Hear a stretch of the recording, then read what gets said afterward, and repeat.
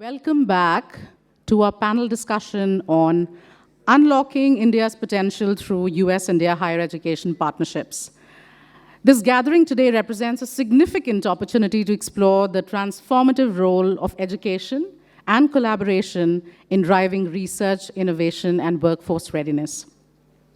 I would especially like to mention that we have with us Professor M. Jagadesh Kumar, Chairman of University Grants Commission, with us tonight.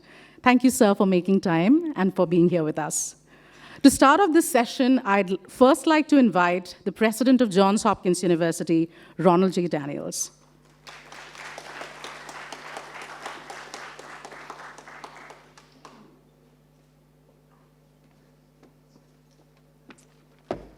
Well, thank you very much for being here. I'm going to speak very briefly, and I'm going to say something that might be at least a little different from what some of you expected me to talk about. I think I was supposed to say something about universities and democracy, which I've talked about on a number of different occasions, but I'd like to take this moment to first and foremost just acknowledge the sense of awe that I have of being with all of you. And I speak to so many of my colleagues who are here at Hopkins, but all of the collaborators, the supporters with whom they have been working with and doing really quite extraordinary things here in India. And just the sense of awe I have about the work that you are doing. Asad, out in the poster session, I've, over the last 2 days that I've been here, had a number of different discussions where people pulled me aside to tell me about the work that they're doing and the impact that they're having. Obviously, in the session that we just had before we broke, again, getting the sense of just the incredible impact that you are collectively having. You know, it's an interesting thing, but when people think about universities, they think about Johns Hopkins, you think first and foremost about a place. You think about a campus or campuses, in the case of Johns Hopkins in Baltimore. You think about, do I have to start from scratch? You got most of it. Yada, yada, yada, place. But you think of a place. You think of buildings that house seminar rooms and lecture halls. They house research labs, faculty offices. You think about campus greens that connect up different parts of the university. Obviously, in the case of Johns Hopkins, you think about the hospital and the various clinics and operating theaters and so forth that it houses. So you think of a university very much in place-based terms. But the truth is, of course, it's a place that just houses people and supports people who come together and do extraordinary things together. And, you know, for me, of course, it's about the extraordinary people, so many of you who are in this room who are associated with Hopkins and the extraordinary things you do, but it reinforces yet another idea of how we think about a university that goes beyond place, in some sense encompasses, but even goes beyond people. And that is that a university is an idea. It constitutes an idea of hopefulness, of possibility. In the case of Hopkins, I like to think of that idea about how we summon ideas, how we summon data, how we do so against the highest standards of excellence, and how we do so with a sense of humility to have impact that improves the lives of people in Baltimore, in the United States, of course, and well beyond. What's so exciting for me to be here in India, and particularly at this session when we're going to talk about ways in which we can deepen our collaboration, is the extent to which the idea being able to transcend place, go across regions, indeed across oceans, and really unite people in common cause, which is so exciting for me to, in some sense, see the extent to which the idea of Hopkins and the hopefulness it brings has had such an important role here with collaborators who are doing really quite extraordinary things in India. And I just want to say to all of my colleagues here thank you. Like, just thank you for the opportunity to be here, to talk to you, to learn more about your work, and to have my sense of affection and respect and real sense of privilege of being associated with Johns Hopkins, strengthened, rekindled in some sense by the work that you all do. It seems to me that the idea of what we can do together is a perfect way to segue to the discussion we're going to now have about the possibilities of building on the foundations that we've constructed in so many different areas and taking that to a deeper and more profound level. And so with that, turn it over to Vikram to be able to start our conversation with our panelists, invite our panelists to come up. And again, thank you all for being here, but more importantly, thank you for the work that you do, for the very quiet and humble way in which you make our world better. Thank you.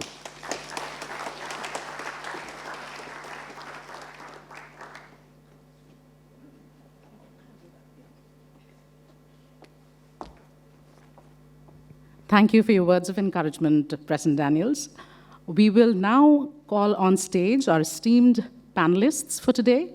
First, I'd like to call Professor M. Jagadesh Kumar, Chairman of University Grants Commission. Mr. Ajit Isaac, Chairman of Quess Corp. Dr. Bushra Ateeq, Dean of International Relations at IIT Kanpur. Rimy Oberoi, Founder and Trustee at Plaksha University and the Employability Foundation. Dean Ed Schlesinger, Dean of Whiting School of Engineering at Johns Hopkins University. And last but not the least, our moderator for tonight, Mr. Vikram Chandra, founder of Editorji and former CEO of NDTV. Over to you, Vikram.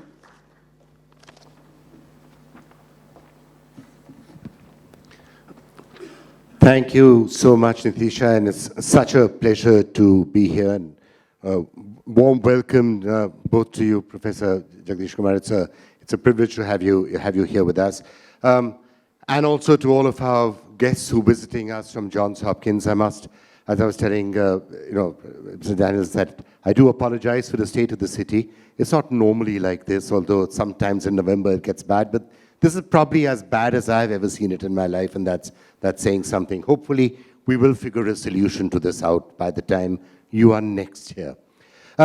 Before I turn it over to the panelists and get some opening remarks, if I could just try and set the stage for what I hope will be a fairly open-ended brainstorming session where we actually try and find solutions.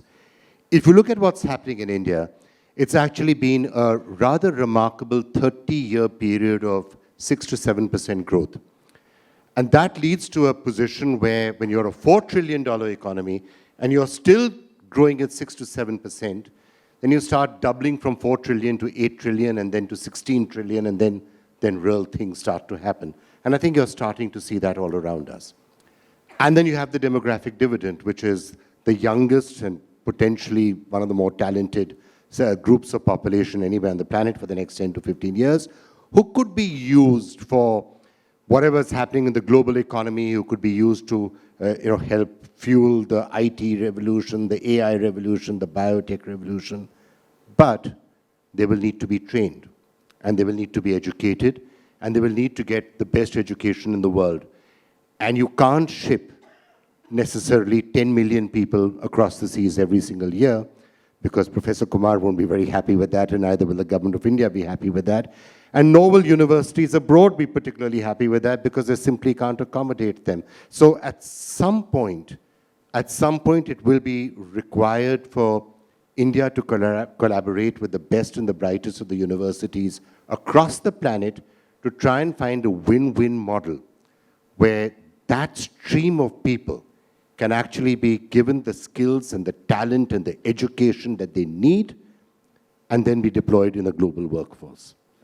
If everyone agrees with me that that's roughly what perhaps the task is, I'm going to ask each of you to give your opening comments, and then we'll throw it up to a brainstorming session.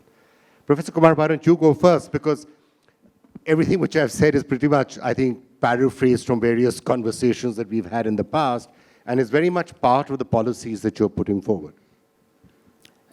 To take forward what you said, Vikram, if you look at India today, you know that recently the Nobel Prize in Economics was given to 3 economists for their work on how institutions are built and how these institutions affect the prosperity of nations. Now, if you look at India, India has 4 very strong institutions: our constitution and parliament, and the democratic system that we have, and the strong judicial system, and then the vibrant and free media that we have in India. And that is what makes India, one of the very stable democracies in the world. Having said that, if you look at different domains where India is progressing in the last decade or so, we see very, very rapid progress, whether in terms of looking at the energy security of India, the food security of India, providing services to the people using digital public infrastructure, or the growing economy. And if you look at the talent resources that India has, today India is the 3rd largest ecosystem for startup companies, startup establishments. And these are coming from Tier 2, Tier 3, Tier 4 cities and towns, which indicates that India has huge youth talent. Now, the challenge for us as education is how do you scale up this? Because today, between the age group of 18 and 23, only 29 youngsters out of 100 are part of higher education. And we want to take it to 50% in the coming 10 or 12 years or so.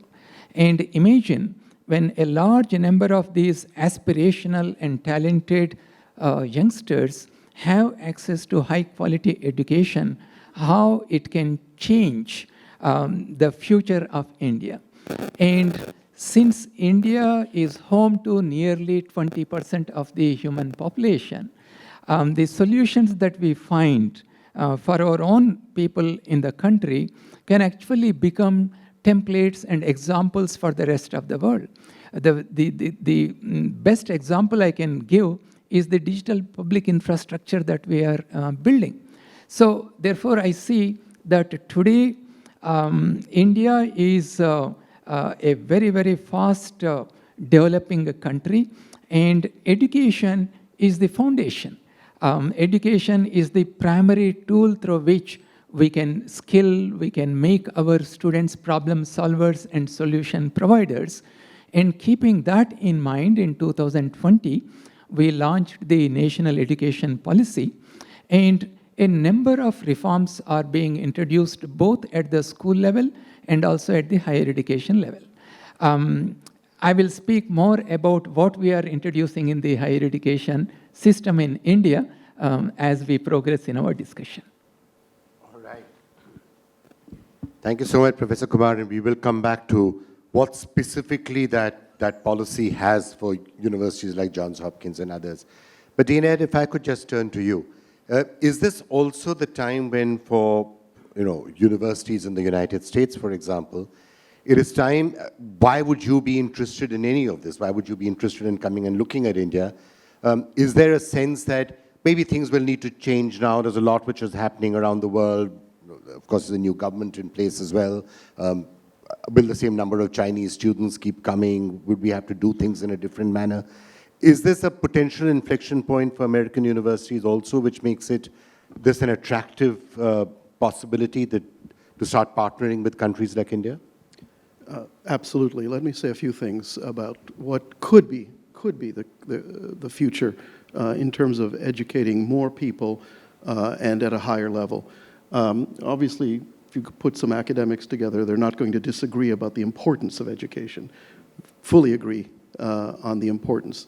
I also, as you said, agree that India's youth, its innovation, its energy is a huge asset for this country.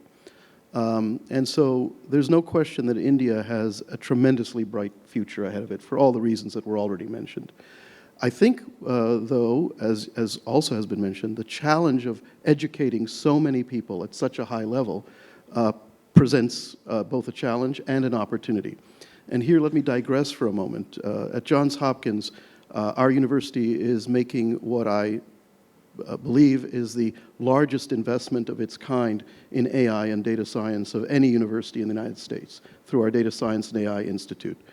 We see AI and data science as transformational in everything that we do across the university, including in education. One of my colleagues, the Dean of the School of Education, Chris Morphew, is fond of saying that education is one of the last industries where the more inefficient it is, the more highly regarded it is. Meaning, if you teach a class of 1,000 kids, that's not as good as teaching a class of 100, and certainly that's not as good as teaching a class of 10, and the ultimate good is one-on-one tutoring. So clearly, as you make things more inefficient, it's somehow more highly regarded. The reason I mentioned the AI and Data Science Institute is perhaps that's a new kind of technology that could break that paradigm. And perhaps the models that have been used up to now in terms of education are going to be different in the future. Can we imagine a teacher in an under-resourced environment, assisted through AI systems and machine learning systems, giving every child in his or her class the sense of being tutored one-on-one? And so perhaps India represents an opportunity to think differently about the future of higher education and not necessarily go with the models that have served in the past. And in that, India becomes a very interesting partner to think through these possibilities. Would you have to figure out the output, whatever the person is emerging from that with, has to be a certificate or a degree or a piece of paper that has some value in the job market. That's when it becomes really exciting. You don't have to come and do a 4-year degree and get a bachelor's and get a degree. You can get something else which is more efficient, to use your words, and yet almost as good, if not as good. So I don't presume to know the answer to that, but I am willing to say that while on the one hand education is needed more than ever for people to move up socioeconomically today, they will not do it through the strength of their muscles and the sweat of their brow. I grew up in an environment where the obvious thing to do after high school was to go work in an auto factory. That provided very well for people in the town where I grew up. Those sorts of jobs actually are diminishing in number, and more education is required for higher value activities. And so what kind of education we provide students, how we package it, in what format, who we educate, how often we educate, all those things will change. And indeed, maybe the standard of how we certify that someone is well educated will change. But especially the academics amongst us, we are in some sense purveyors of education. Our product is needed more than ever. But how we deliver it, how we assess it, I think that could very well change. Rimy Oberoi, if I can just turn to you. That obviously when it comes to education in India, there's this price component, right? There's the cost effectiveness component, which is obviously the first thing that anybody who's ever looking at India looks at. 90, let's say there are 100 very, very talented Indian kids. 98 out of those 100 will not be able to afford to go to the United States to get an education. A, the fees, B, the living expenses, travel, none of that. That means 2 can potentially go. And if you take all the top American universities, they can maybe accommodate, 10,000, 15,000. That's not enough. So the Indian universities are trying to step up, and they're doing it at a slightly different price point. How does that model work, and how can that model perhaps dovetail with what the foreign universities can bring? I'm going to take a slight kind of look at it from a different lens, but answer the same question. If you look at the most popular program on Coursera around software engineering, I'm just not able to remember the name of the program as I speak about it. It's a program run by Johns Hopkins. And one of the most largest countries in the world which actually have students taking these courses is actually students from India. These are mostly students who've done their undergraduation in engineering and are studying, are working somewhere, don't have the means, like you said, to really go abroad, but would like to put it on their resume that they've got the credentials to do a good program from a good university. And earlier it used to be kind of looked at, we're not very sure what's the quality of the certification, is it going to be really good signaling? But it's becoming more and more the way upskilling, reskilling is happening in this country. And I think that's going to be a model for developing countries because Professor said, it's not possible for millions of kids to get the same quality of education because we do not have that kind of number of universities. And we will have to think differently about it. We will do it out of India, but we will also need a lot of high-quality partnerships with universities who have already gone through that process, who understand what's the quality of curriculum that's required. So I do think that we're underestimating the value of hybrid education. It could mean that it could go beyond this, where you have a chance to do a semester abroad, which is a much more fractional, in terms of cost. And that's already a very common thing to happen if you're in undergraduation. A lot of universities in India do a semester abroad, even postgraduate institutions. But I think it's not yet the way it's done if you look at a hybrid model. If I've done an online program, can I now do a semester with a university? It's still not as ambitious as that because then there's lakhs and lakhs, millions and millions of kids who could be looking at that as an opportunity. I just wanted to add one more piece on the fact that when you look at the three big kind of pillars that in India that you really want people to really get high quality access to, I think one is great research opportunities. And we've got this new set of young people who are interested in getting into academia, but they need to be taught how to do research. And I think organized institutions like GHU, they really understand that process. So if they collaborate with India in terms of India's researchers in India, I think there's a huge opportunity also there. And I want to take on the whole piece on entrepreneurship again as last bit.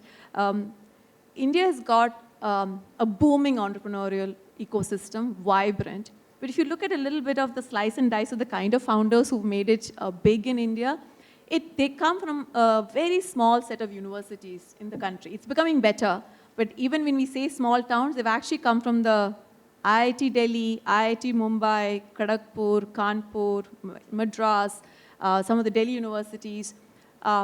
Things are changing with Spilani, but it's still a very small set. That's truly because the best students go to these universities producing great companies, and hence, they've kind of built this entire ecosystem.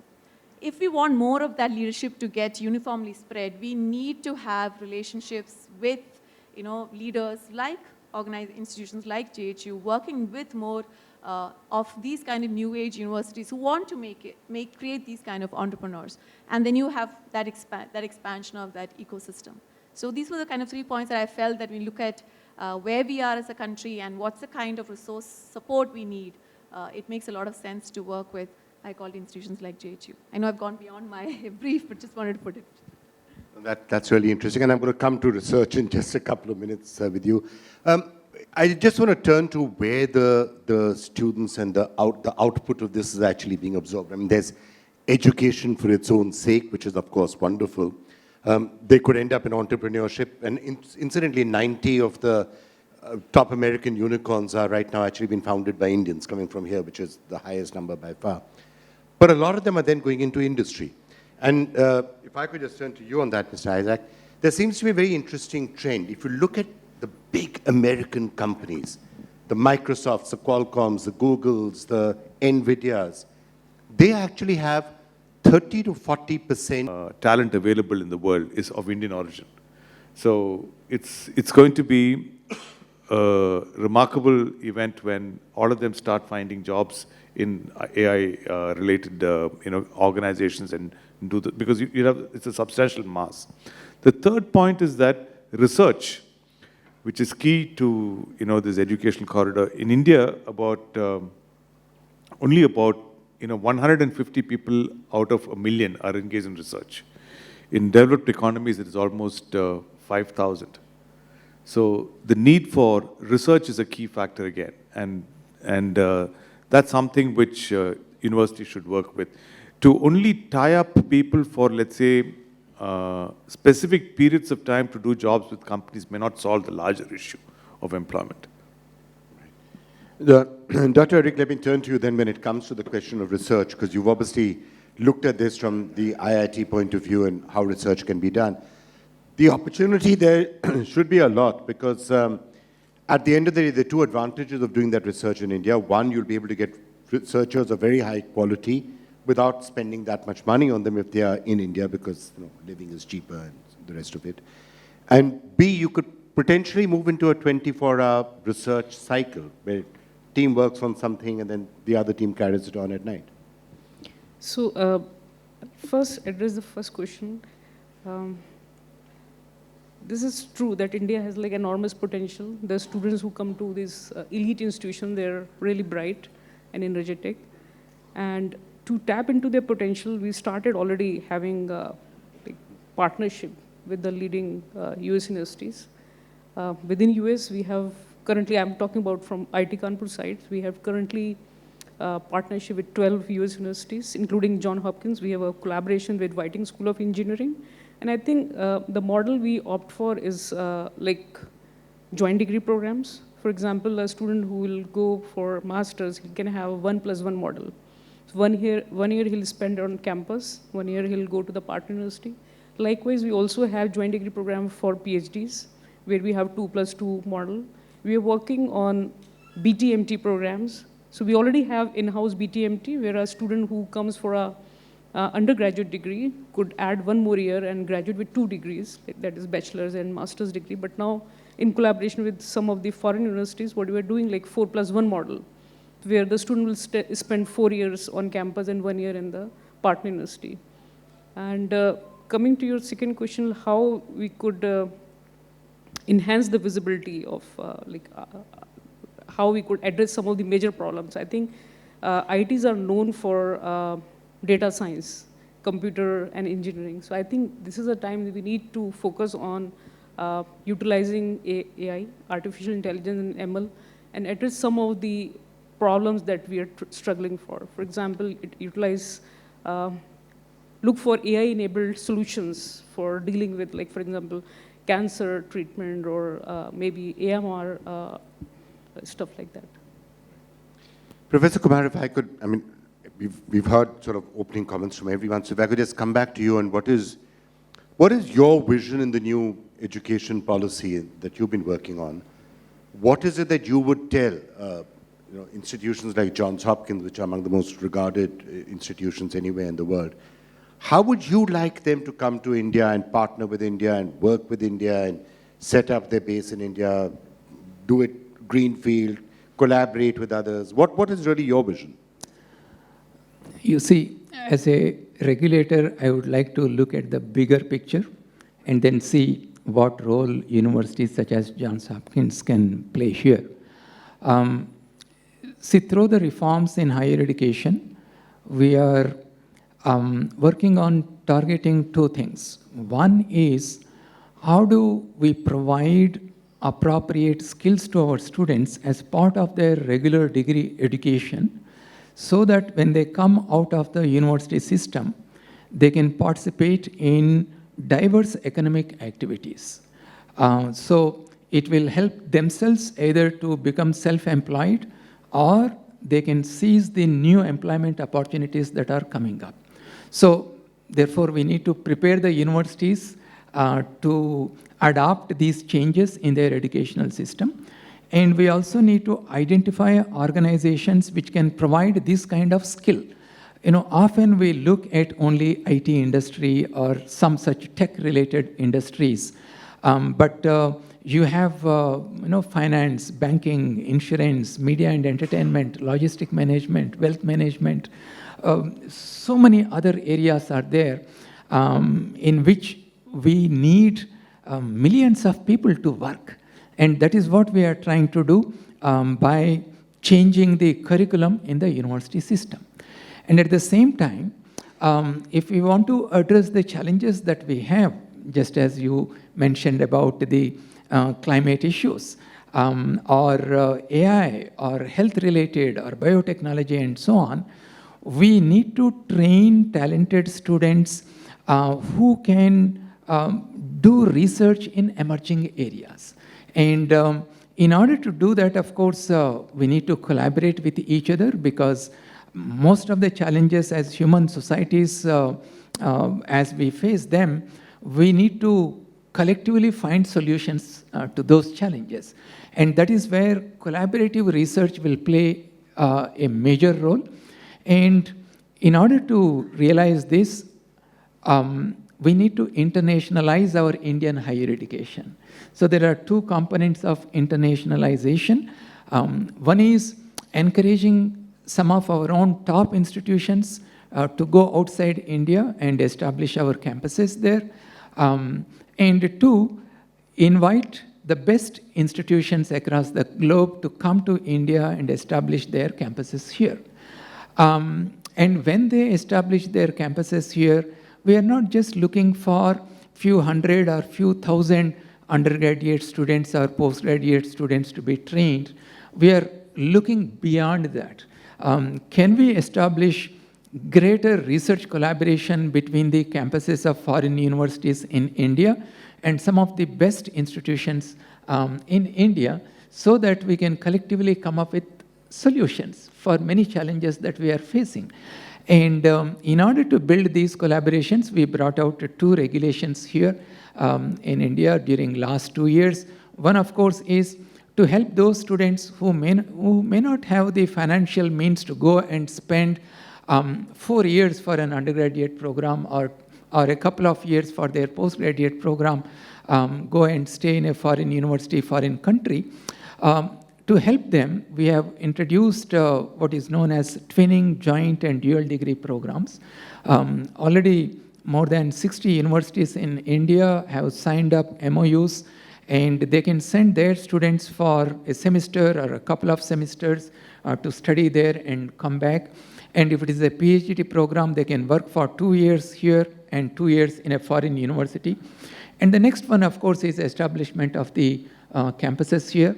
The regulations, the way we have designed the regulations, because when a foreign university wants to come to India, one of the doubts they may have is how complex are the regulatory issues. To overcome this, we have made our regulations very simple and technology-driven, so one can apply online, and once you apply, our expert committee will talk to the team of the university, evaluate it within 60 days, and give its recommendations to the commission. And the commission, in another 60 days, will take a decision and give the letter of intent to the university, so that within about 2 years, or even earlier if possible to them, they can establish the campus and tell UGC, now we are ready, then we will give the green signal to admit the students and start your campus. There have been several university team visits taking place at UGC, and considering the fact that the higher education in India is in a transformative stage now, and because there is such a large human talent here, aspirational youth population in India, universities from across the globe are interested to come and establish their campuses here. Are many of the universities who've been talking to you, are they taking the plunge to come up and just set up the campuses at the first stage?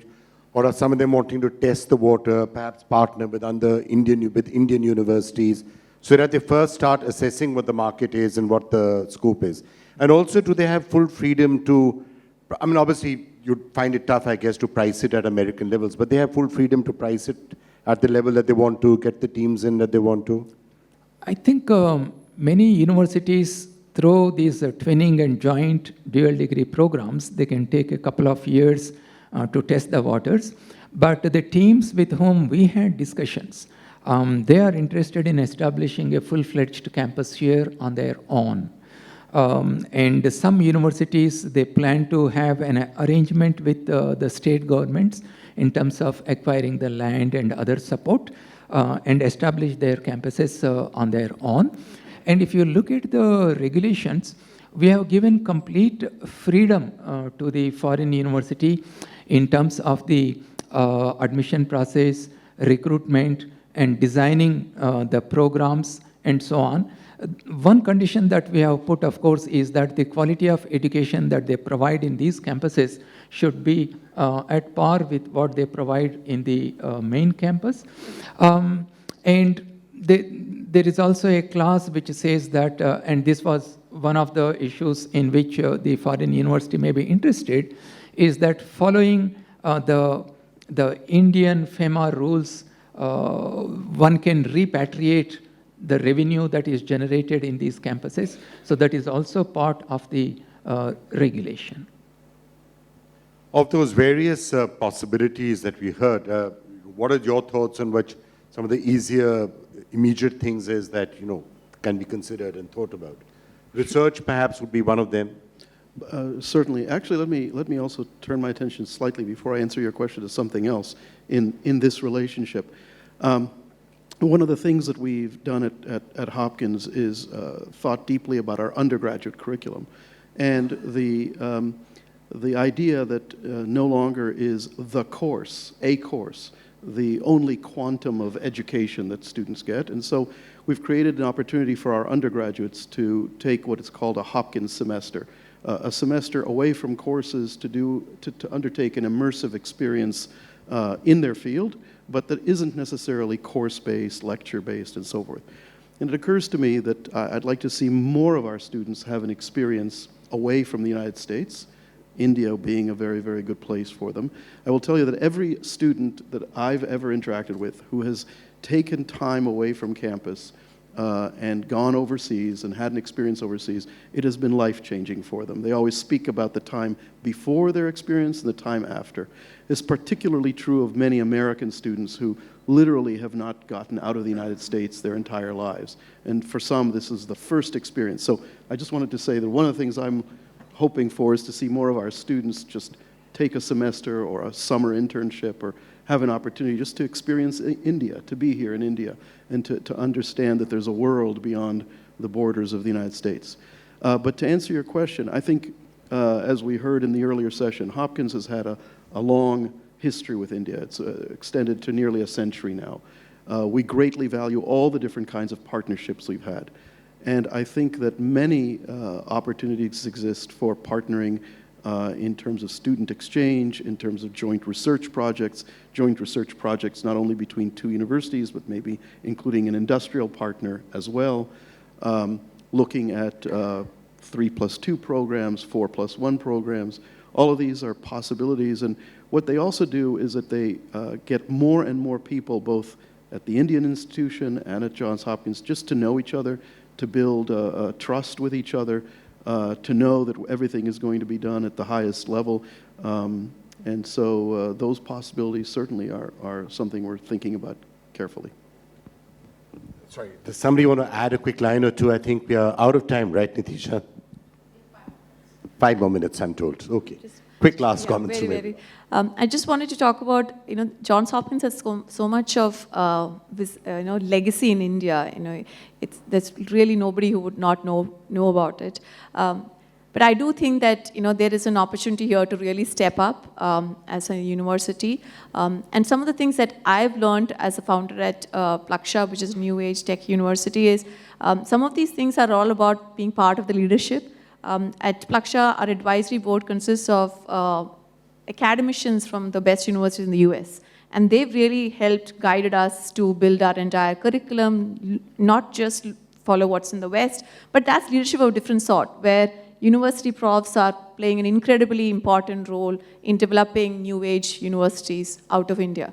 And I think Johns Hopkins has a wealth of such high quality academicians who can step up and support such initiatives. That's a great way to segue into a university which is really putting its time and money forward to build something ambitious. And I think there are a lot in the pipeline. I mean, it's just one story.